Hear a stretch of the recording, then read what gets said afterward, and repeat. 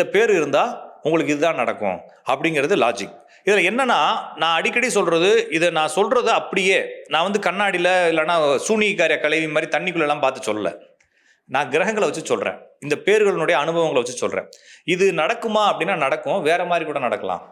அதே மாதிரி நான் சொல்லக்கூடிய விஷயங்கள் உங்களுக்கு இப்போ புரியாமல் போகலாம். ஒரு பையனுக்கு நான் என்ன சொல்கிறேன்னா, தம்பி உங்களுக்கு ஒரு 2 வருஷத்துக்கு முன்னால் அவர் என்கிட்ட வராரு, நீங்கள் வந்து உங்களுக்கு கல்யாணம் 2வது திருமணம் தான் பண்ணிக்குவீங்க, சரிங்களா? 2வது திருமணம் கண்டிப்பாக நடக்கும். அதுக்கு முன்னால் உங்களை ஒரு பொண்ணு லவ் பண்ணுவாங்க, அந்த பொண்ணு உங்களை விட்டு உங்களுடைய ஃப்ரெண்டே லவ் பண்ணி கல்யாணம் பண்ணிக்குவாங்க அப்படின்னு சொல்கிறோம், சரிங்களா? அந்த பையனுக்கு வந்து குழப்பமா இருக்கு சார், கேட்கும்போது எனக்கு கொஞ்சம் குழப்பமா இருக்கு. குழப்பமா தான் இருக்குது. நான் சாய்ஸ் என்ன பண்ணணும்னு இல்ல இது உண்மை சாய்ஸ் இல்லை, சாய்ஸ்லெஸ் தான் லைஃப். அப்ப அந்த பையன் என்ன சொல்றான்னா, சிரிக்கிறான். என்னத்துக்கு சிரிக்கிறான் அப்படின்னா, சார் எனக்கு இன்னும் லவ்வும் கிடையாது, ஒன்றும் கிடையாது, எனக்கு அந்த ஐடியாவும் கிடையாது அப்படிங்கிறப்ப நான் வந்து தம்பி எனக்கு ஜாதகத்தில் இருக்கிறது சொல்றேன். ஒருவேளை இது வேறவங்க ஜாதகமாக கூட இருக்கலாம், நீ கொடுத்த நேரம் தப்பா கூட இருக்கலாம். நேரம்ன்றது நான் வந்து ஒரு 4 மணி நேரம் தப்பா இருந்தா கூட நம்மகிட்ட பலன் சரியா இருக்கும், தேதி கூட தப்பா இருக்கலாம், ஏதோ ஒன்று தப்பா இருக்கலாம். ஆனா நீ கொடுத்த ஜாதகத்துக்கு இதுதான் பலன். இதற்கு நீங்க எந்த காம்பினேஷன் பாத்தீங்க? காம்பினேஷன் அதாவது புதனுடன் சேர்ந்த எந்த கிரகம் வக்ரம் பரிவர்த்தனை ஆனாலும் அவங்களுடைய காதல் பறிபோகும், ஓகேங்களா?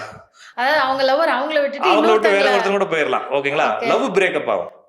அப்ப நான் என்ன சொல்றேன்னா, லவ் மேரேஜ் பண்ணிருந்தாங்கன்னா லவ் ஏற்கனவே இன்னொரு லவ் பிரேக்கப் ஆயிட்டு 2வது லவ்வா இருக்கும், அவ்வளவுதான்.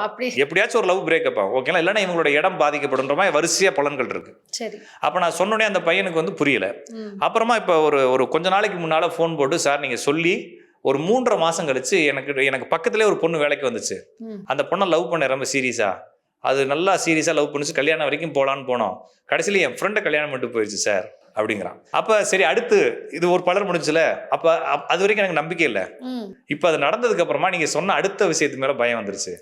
உங்களுக்கு 2வது திருமணம் தான் நடக்குன்னு சொன்னீங்க, இப்ப என்னால அதை மறுக்கவும் முடியாது. ஏன்னா நீங்க ஃப்ராடுனாச்சும் சொல்லிட்டு நான் மனசை தேத்திட்டு போயிருக்கலாம், இப்ப அதையும் சொல்ல முடியல என்னால.